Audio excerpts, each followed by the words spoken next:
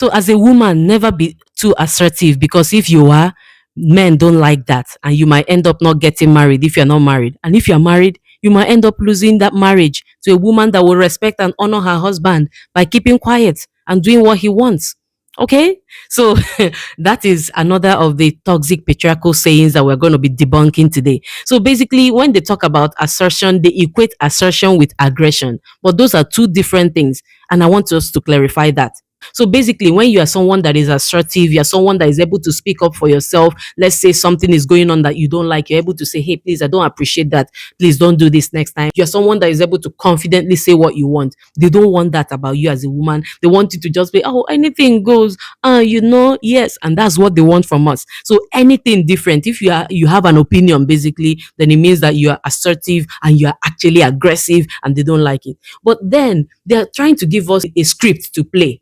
But if we give them that script and say, oh, we also want men that are not assertive, we want men that are gentle, they will not want to do that. Imagine seeing a man that is, oh, yeah, please, can you do this for me? Even men themselves will mock that person. Women will mock that person. So that's just to show you how they have so much normalized that notion of women not being assertive. Okay, so if you see a woman doing like this, you'll be like, oh, she's feminine. But if you see a man doing like that, they'll be like, what kind of thing is this? They even want men to be aggressive. They say, you have to be a man, stand up and declare what you have to say. A man is a lion. You know what? He's a man.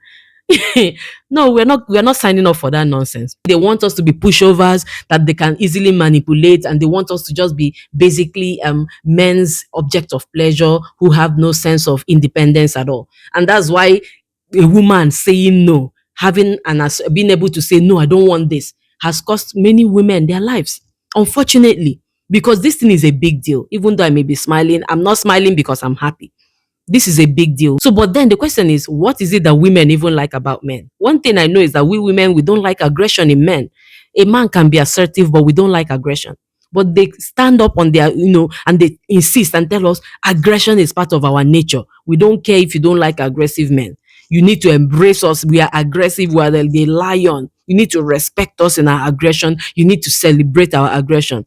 We don't go about telling them how to behave, but they want to tell us how to behave. One problem I have with this notion of not a woman not being assertive is it overlooks women's personalities, because people are different regardless of gender. So there are men that are introverted, there are women that are introverted, there are men that are extroverted, there are women that are extroverted, and so on. So you cannot just put all of one gender into a mold and tell us that we need to be introverted and to be shy and timid and all that. So the thing is, if you like soft women, please, by all means, go for it. There are women that pride themselves in being feminine, and the feminine that they're talking about is the definition that men have given us. Okay, you have to be soft and pliable and all that.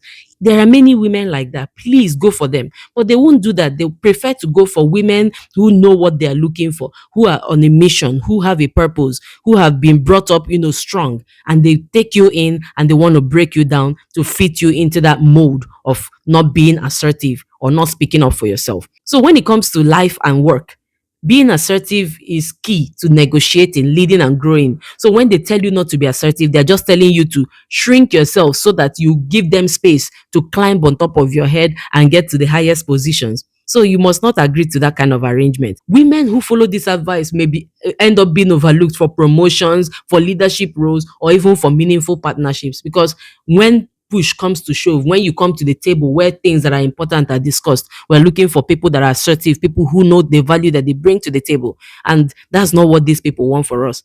Being unassertive will actually make you more vulnerable to abuse and disrespect, because you'll find it harder to set boundaries or even to live unhealthy situations. My point is this: as a woman, don't tolerate disrespect or manipulation just because you don't want anybody to call you bossy. Please be a girl boss by all means.